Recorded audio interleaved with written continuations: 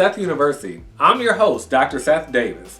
So Seth University's aim is to collapse the boundaries between the academy and the larger society or larger world.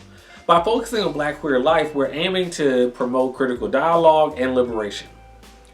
So if that sounds interesting to you, feel free to click subscribe or like, and stay tuned for the ride.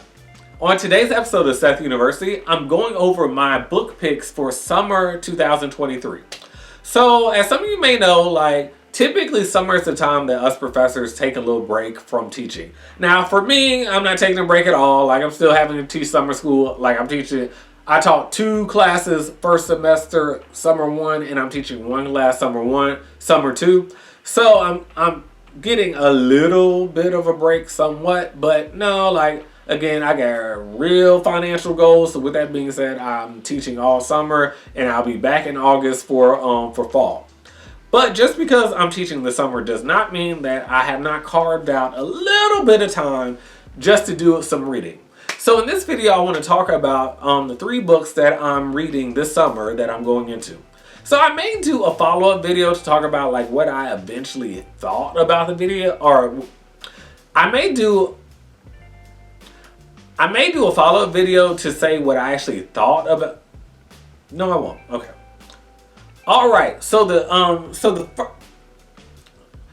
first book that I'm reading this summer is Bell Hooks' Salvation: Black People in Love.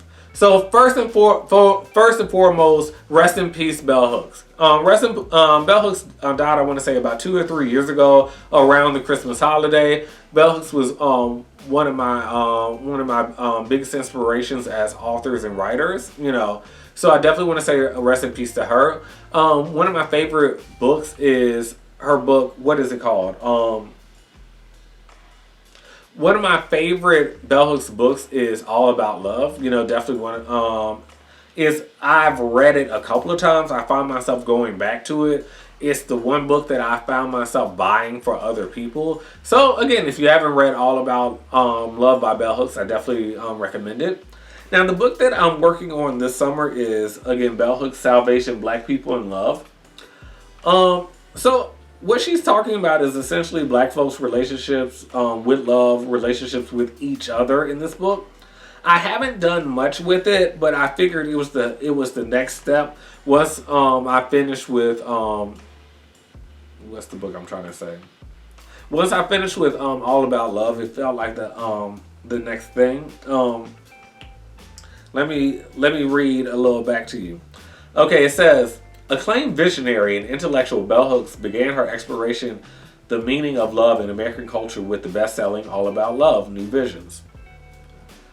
Here, she continues her love song to the nation in the groundbreaking and soul-stirring Salvation: Black People in Love.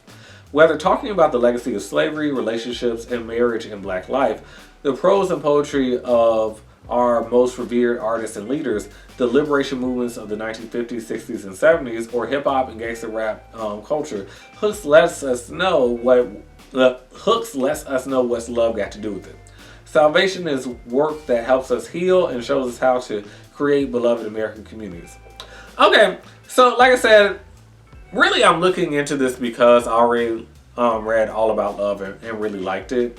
And so even though I'm not necessarily trying to get married or be in no deep relationship or nothing, I'm definitely anxious to critically engage with the legacy of slavery and how that informs how it is that Black people are able to love and communicate with each other, So, that's up next.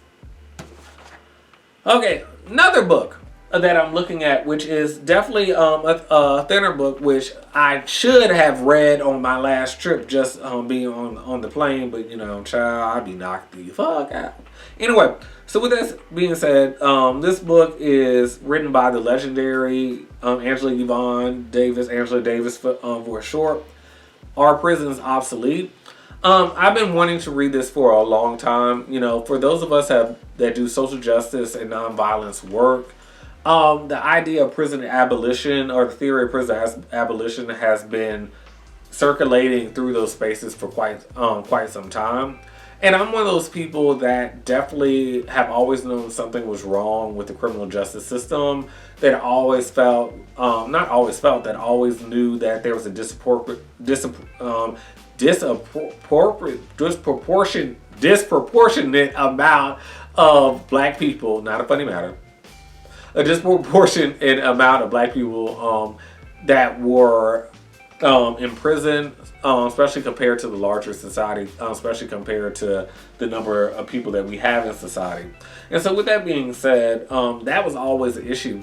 But one of the things that Angela Davis kind of pushes us on is thinking about whether or not prisons and jails and all that work at all. In a lot of ways, it's already been proven that prisons and jails don't actually keep people from committing crimes. They're just this kind of add some 2 plus 2 equals 4 at the end of crime. And so, even though I haven't read this yet, I've definitely been introduced to her speeches and different discussions that she's had about the topic. So I'm definitely amiable to the topic. But I haven't read it yet, but I'm definitely looking forward to it. So Mike Davis, author of Dead Cities and City of Court, says about the book, he says, in this extraordinary book, Angela Davis challenges us to confront the human rights catastrophe in our jails and prisons. As she so convincingly argues, the contemporary U.S. practice of superincarceration is closer to New Age slavery than to any recognizable system of criminal justice. Another example of this, and another thing that kind of leads me to this book, is Ava DuVernay's 13th, where Angela Davis is featured in, and so are so many other social justice and criminal justice activists that, again, point to the people that essentially, and institutions that profit from not just black people in prison, but this large number of working class people in prison that essentially are working for small wages, So this is the second book that I'm looking at during this summer, that I'm hoping to have finished by the time school starts. Summer reading, woo! That's why I could have called this this video Summer Reading, hey!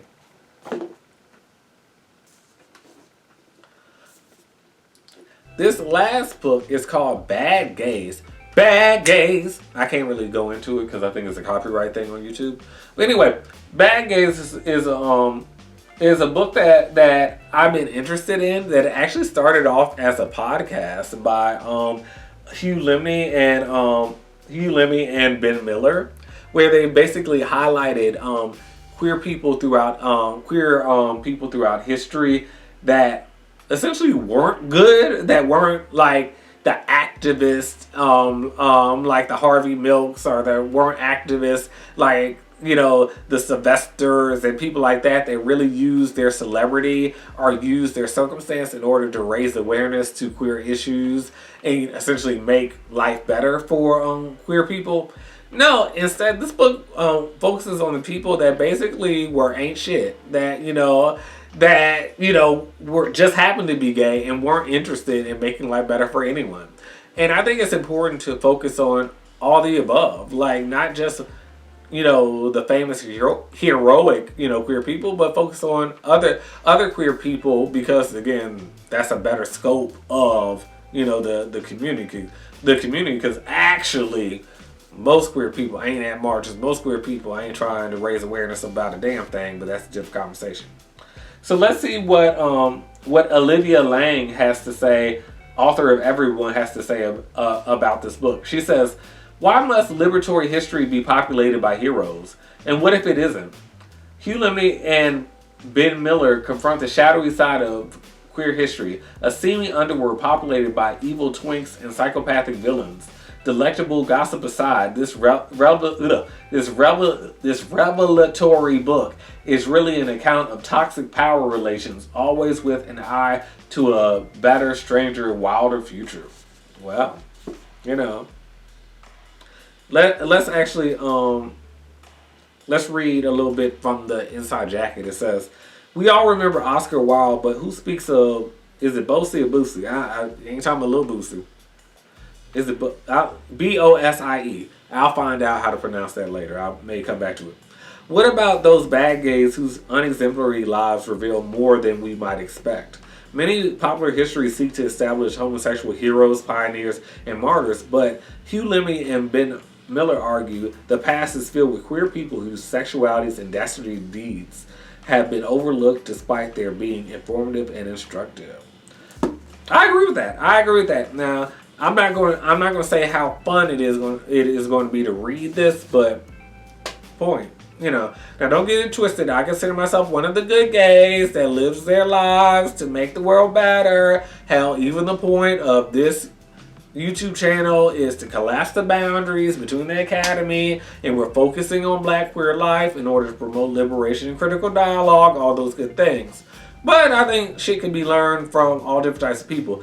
And like, for instance, Roy Cohn is one of the people that they focus on in this book, and I love both the documentaries on Roy Cohn. I'm having a speech impediment day. Anyway, I liked both of the documentaries on Roy Cohn because, like, baby, one, he was a fierce flamboyant queen, but one of the reasons I enjoyed it was that essentially he got his. Unlike when I watched that damn Clarence Thomas, Jenny, whatever her last name was, documentary, I couldn't even get through the first 5 minutes because I'm like, child, they living in the lap of luxury while making life bad for everyone else. But at least Roy Cohn, at least he met his. I'll just leave it like that, Either way, so these are the 3 books that I'm looking at, so that I'm reading these on the beach or by the pool, or like on the plane when I'm, traveling and doing all the things that I do. And so, that's what I'm looking for. I may double back and tell you what I thought about shit, but likely it's just going to trickle into future videos anyway. But yeah, so in the future, I think I may do more of these videos. Like, I may do it for each season, that may keep me reading, or at least a couple for a year or whatever. We'll see. So that's today's Seth University's book talk. We will talk soon. Peace out.